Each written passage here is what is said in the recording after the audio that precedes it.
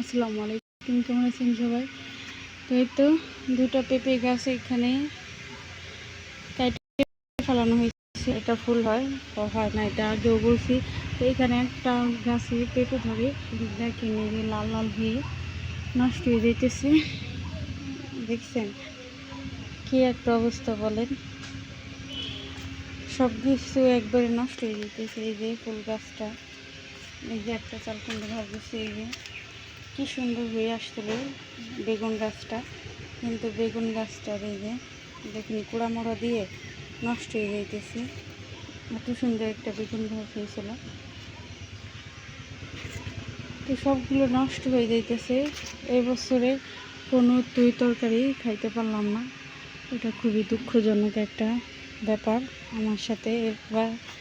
এই যে আর এখানে হচ্ছে দেখেন কি পরিমাণের এই যে ধোঁয়া বলি, ধোঁয়া পড়ে আছে চারদিকে। এই যে খাওয়ার লোক নেই, এত খেতে ভালো লাগে না। আর হচ্ছে বাড়িতে এই যে কাজ করতেছে, কাজ করতেছে। আর এই যে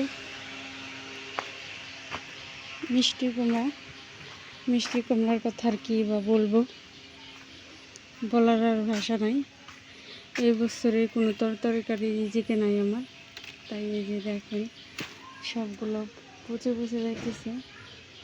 দুর্ভাগ্য আমার, এবছর কোনো তরকারি খেতে পারবো না। কষ্ট লাগতেছে, কারণ আমি কোনো বছরই তরকারি ছাড়া আমি যাই লাগাই, কম হোক বেশি হোক সেটা ধরে আমি খেতে পারি, এবং অন্যদেরও আমি দিই। আমি একা খাই তা না, সবাইকে দিয়েই খাই। কিন্তু এই বছরে ফুল হোক তাও হয় না, কী আর করবো, তাই আগাডোগা ভাজি করে খাই। আর এই যে দেখেন একবার মরিচ খাওয়া হয়েছে, নতুন করে আবার ধরতেছে। এই যে বোম্বাই মরিচ, এটা আমি খাই না, আমার বাবা খায়। এই যে ডাল মুড়ি দিতেছি, আর এই যে ঢেউয়া জায়গায় জায়গায় পড়ে আছে, খাওয়ার লোক নেই। তো এই তো হচ্ছে অবস্থা, কি করব, তাই শাক পাতা খাইতেছি। আর এইখানে হচ্ছে খোলা রান্নাঘর, এখানে পানি এই ভিতরে রান্নাঘরে যায়, এই জন্য এখানে মাটি দেয়।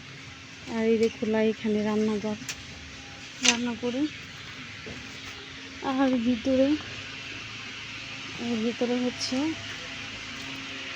এই যে দেখি নতুন করে চুলা উঠানো হচ্ছে, এটা হচ্ছে ফুল মাটি, আর এখানে সিমেন্ট দিয়ে লেপে দেওয়া হয়েছে। অবস্থা। তো ধন্যবাদ সবাইকে ভিডিওটি দেখার জন্য। ভিডিওটি ভালো লাগলে প্লিজ চ্যানেলটিকে সাবস্ক্রাইব করে দেবেন। আল্লাহ হাফেজ।